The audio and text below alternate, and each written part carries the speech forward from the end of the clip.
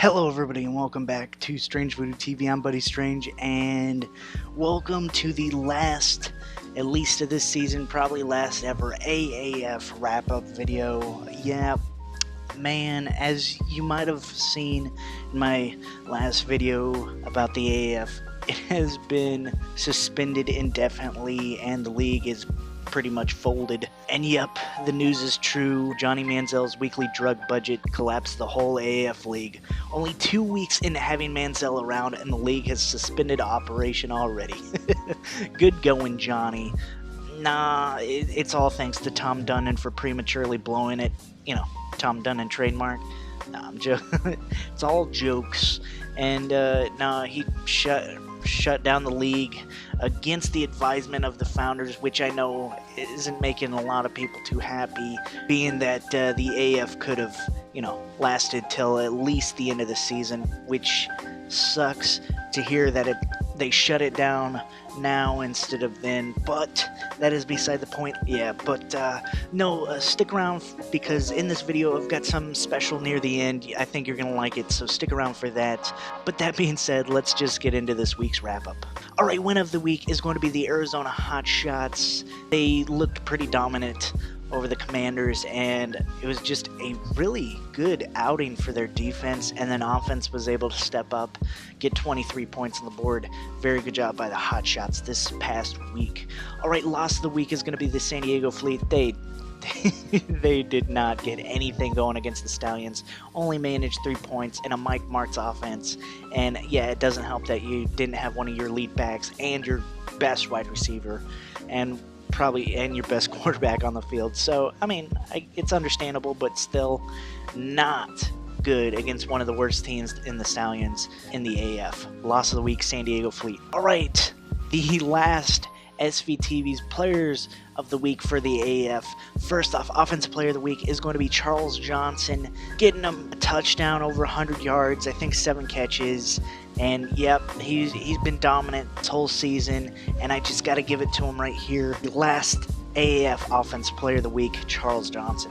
All right, defensive player of the week, Ryan Muller, snagging 2 picks. I think he had a forced fumble or something. That guy was all over the field, all over the ball, all day. And even though he was on the losing team, he still got it done for their defense. Had to give it to him here. Defensive player of the week, last defensive player of the week, Ryan Muller. Alright, special teams player of the week, because I had to get a Memphis Expressian on the players of the week list somewhere. I had to give it to Austin McGinnis this week for special teams player of the week. No, he deserved it. I'm not only putting him here because I feel like it. No, he deserved it. He went 3 of 4, which is 75%, but he also hit a 51-yarder as well, which is big. He had the most field goals made of anyone this past week.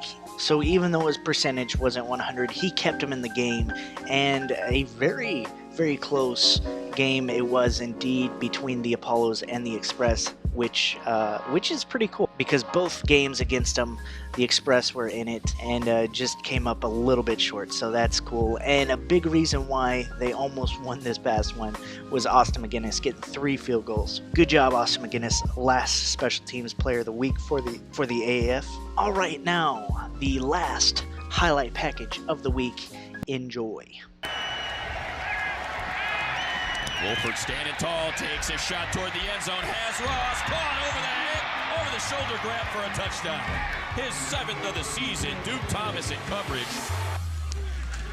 Here's Manziel throwing on first down, picked off in the end zone. Tried to squeeze it in there. It's the veteran Will Hill. Officials timeout for an injured player. And we have, is that Manziel? I think it is. And you're going to see on the tackle, I think it's where he gets right to the head. Kick to the head. Line drive kick. Devontae Felton, midfield, to the sideline. Felton's 30. Hand off to Cook, got a lane, into the end zone, touchdown, Hotshots. Silvers looks to his left. That's where he goes. Caught in the end zone by Bird. It's a touchdown. Fumble again. Somehow Woodruff gets it to Memoriam. Touchdown, Stallions. Gilbert falls free on the ground. Memphis picks it up into the end zone. Memphis touchdown. Walker is in trouble. Caught and dropped. Jeff Luke. 2nd and 8 for Manziel. Has a man up the left sideline. Touchdown, Memphis. Johnny Manziel complete to Dan Williams. Woodruff pops up in the air, intercepted. This could go. Right sideline. He's got blockers. Cuts back to the middle of the field. Pitch out to Johnson. Johnson has a step and he walks into the end zone. He's going to keep it. Drops the football. Recovered in the end zone by the Fleet. Pressure off the edge, picked off by Memphis. Again, a costly interception. This is Terrell. End zone. Caught. Touchdown. And it's Takes the handoff, play action. And that ball is picked off. Intended for his tight end, intercepted left sideline. It's Ryan Moeller, and he's going to get near midfield. And again, using that arm. Has a man in the end zone. Caught. Johnson. Touchdown of power. Over 30 points. As the ball's through the hands of Winslow, he falls down. This time, hand off to Cook. Has a lane in the end zone. Touchdown, hot shots. Tim Cook. Again has a man wide open. This time it's caught, and this time it'll be a touchdown. He's pressured, kind of flips it away, and it's picked off. Oh, O'Kine snacks the ball right out of the air, and that could be game, set, match. Alright guys, I hope you enjoyed that highlight package of the week. Be looking out for a all-around yearly highlight package of the AF coming soon. I'm not going to put it in this video. I want to be able to select various clips and be able to get it perfect for you. So in the next week or so, be looking out for that. It's coming around the mountain when she comes. But anyway, let's see how we did this past week. This past week we went 3 out of 4, 75%, got us to 50% even on the season, 16 out of 32. And I'm just, like I said in the past video, I'm just glad the AF didn't shut down sooner, because we were struggling to get 50, and 50 was the goal, and we hit it. We hit 50 in this past week, and they shut down, and that's probably the reason why they were like, hey, yo, Buddy Strange, he got 50, let's cut it. Let's cut it so he doesn't fall below 50 anymore. But nah. Anyway, no, hit 50%, feeling good about that.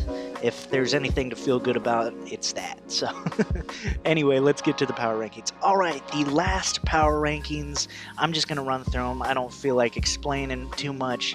If you want to know why, hit me up in the comments down below. But the Apollos, Hotshots, Commanders, Iron Stallions, Express, Fleet, and Legends wrapping out the list. Sorry, Legends, you just couldn't get it done. But anyway, that is the power rankings, and let's get into the predictions. Oh, wait. Oh, yeah, that's right. No games this next week. Well, that sucks.